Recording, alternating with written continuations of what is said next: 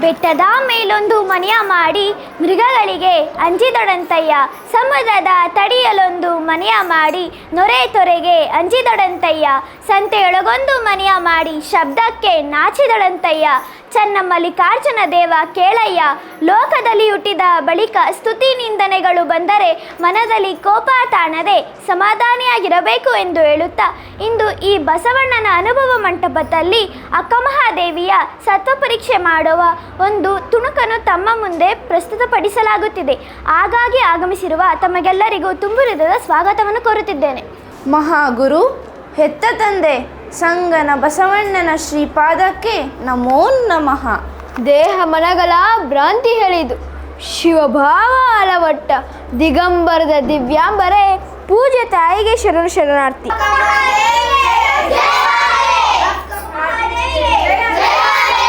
ನಿಲ್ಲಿಸಿ ನಿಲ್ಲಿಸಿ, ಈ ಬೂಟಾಟಿಕೆ ನಾಟಕ ಸಾಕು.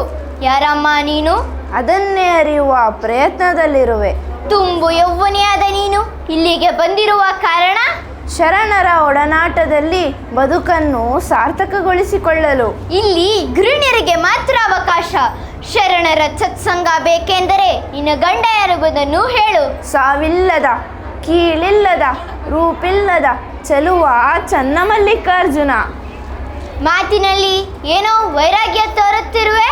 ಆಹಾ, ನಿಜ ವೈರಾಗ್ಯ ನಿನ್ನದಾಗಿದ್ದರೆ ದೇಹ ದಿಗಂಬರವಾಗಿದ್ದರೂ ಕೂದಲಿನಿಂದ ಗೌಣೇಂದ್ರಿಯಗಳನ್ನು ಮರೆಮಾಚುವ ಕಾರಣವೇನಿತ್ತು? ಕಾಯಿ ಹಣ್ಣಾಗಿದ್ದರೆ ಮಾತ್ರ ಸಿಪ್ಪೆ ಕಳಚಲು ಬರುವಂತೆ ವೈರಾಗ್ಯ ಭಾವ ಬಲಿತಿದೆ. ಆದ್ದರಿಂದಲೇ ಸೀರೆ ಎಂಬ ಸಿಪ್ಪೆಯನ್ನು ಕಳಚಲು ಸಾಧ್ಯವಾಯಿತು. ಈ ಹಾರಿಕೆಯ ಉತ್ತರ ಬೇಡ. ವೈರಾಗ್ಯ ಭಾವ ಅರವಟ್ಟಿದರೆ ಕೂದಲಿನಿಂದ ಗೌಣೇಂದ್ರಿಯಗಳನ್ನು ಮರೆಮಾಚುವ ಕಾರಣ ಏನಿತ್ತು? ನನಗಾಗಿ ಅಲ್ಲ, ನಿಮಗಾಗಿ. ನಮಗಾಗಿ? ಹೌದು. ನಿರ್ವಿಕಾರದ ಸ್ಥಿತಿ ಅಳವಡದ ಸಾಧಕರಿಗೆ ಕಾಮನ ಮುದ್ರೆಯನ್ನು ಕಂಡು ವಿಕಾರವಾಗಬಾರದೆಂದು ಮುಚ್ಚಿರುವೆ. ಎಂತಹ ವೈರಾಗ್ಯ! ಸಿಪ್ಪೆ ಇದ್ದರೆ ಹಣ್ಣಿಗೆ ಕ್ರಿಮಿಕೀಟಗಳಿಂದ ರಕ್ಷಣೆ, ಸೀರೆ ಇದ್ದರೆ ಹೆಣ್ಣಿಗೆ ಶೀಲ ರಕ್ಷಣೆ. ಅದನ್ನೇ ಕಳಚಿ ಬಿಟ್ಟರೆ?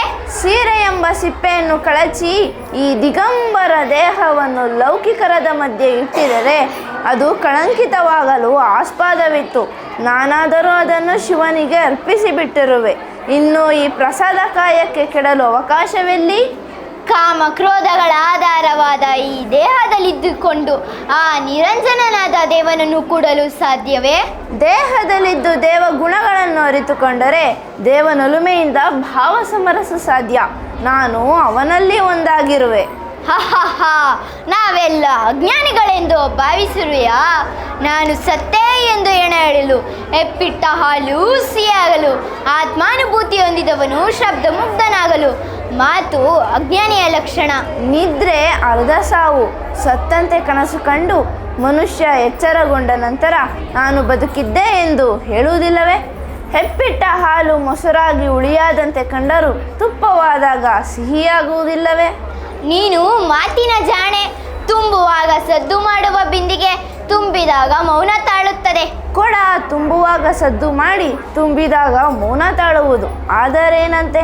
ತನ್ನಲ್ಲಿರುವ ನೀರನ್ನು ಸುರಿಯುವಾಗ ಮತ್ತೆ ಸದ್ದು ಮಾಡದೆ, ಹಾಗೆಯೇ ಸಿದ್ಧಪುರುಷರು ಮೌನಿಯಾಗಿದ್ದರೂ ಸಹ ತನ್ನ ದಿವ್ಯಾನುಭವವನ್ನು ಇತರರಿಗೆ ತಿಳಿಸುವಾಗ ಮಾತನಾಡುವರು.